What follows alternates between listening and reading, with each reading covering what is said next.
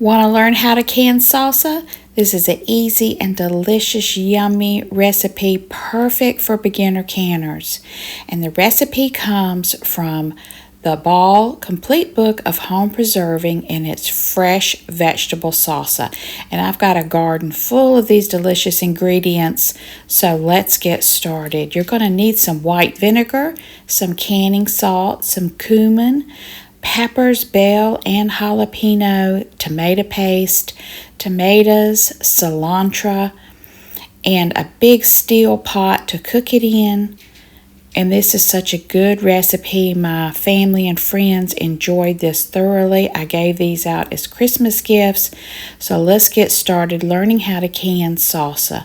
The first step is we've got to get those peels off of the tomatoes. So I drop them in boiling water for a few minutes and then put them right into some cold, icy water.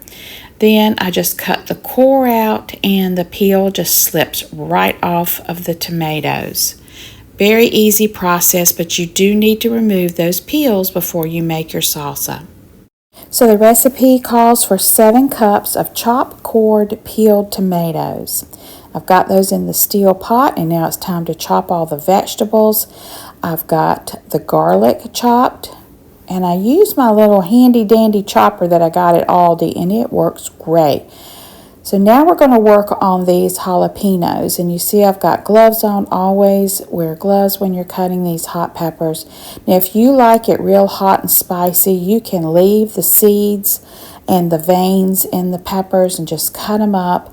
I am a mild person. I like mine slightly hot, so I take those seeds and the veins out, and then we'll just finely chop up these jalapenos using my little chopper there, and it worked great. So I just place them in, and then I push down on the lid, and they're chopped up into small tiny pieces, so it saves a lot of time if you have one of these choppers. So we're going to get all of our jalapenos chopped, and then I can take the gloves off.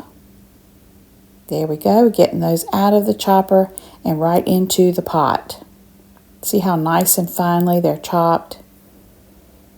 Now we're going to move on to the cilantro. It said it needs a half a cup of loosely packed, finely chopped cilantro. So I've got my cilantro out, and I'm just going to really give it a good chop. I did try to grow cilantro, but it didn't do so hot this year, so I had to buy this from the grocery store. So we're going to get that all chopped and put into the pot. Alright, the next step is to cut up the bell pepper, and I use my chopper for that. So I've got my bell pepper chopped up and it also in the pot. And now we're going to add that white onion, and it's been nicely chopped. So if you have a chopper, boy, it sure does save you time. Half a cup of white vinegar. We've got a tablespoon of canning salt, half a teaspoon of cumin, and I'm adding 1 can of tomato paste, and that is really what makes it good, the tomato paste. Everything's going to get stirred real well, and I'm going to put it on the stove and just simmer it for 30 minutes, stirring frequently to make sure that bottom doesn't stick. So once it has been cooking for 30 minutes, it's time to can it. And you water bath can salsa, which is very easy process to do. If you don't have an electric canner, you can always get one of those black pots and water bath can your salsa and pickles in that. So I'm just adding the salsa to a jar. These are pint-sized jars. I like that size for gift giving. And I debubbled. Going to wipe that rim real well. Put on a lid and a rim.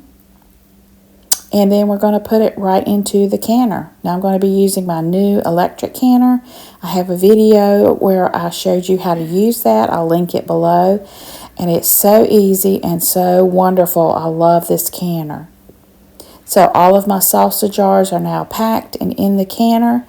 And I'm just going to add some boiling water, because you need to add at least a 1-inch covering on all your jars of hot water. So using my tea kettle, I brought that water to a boil, and I'm just going to fill up that canner so it's at least 1 inch above the jars.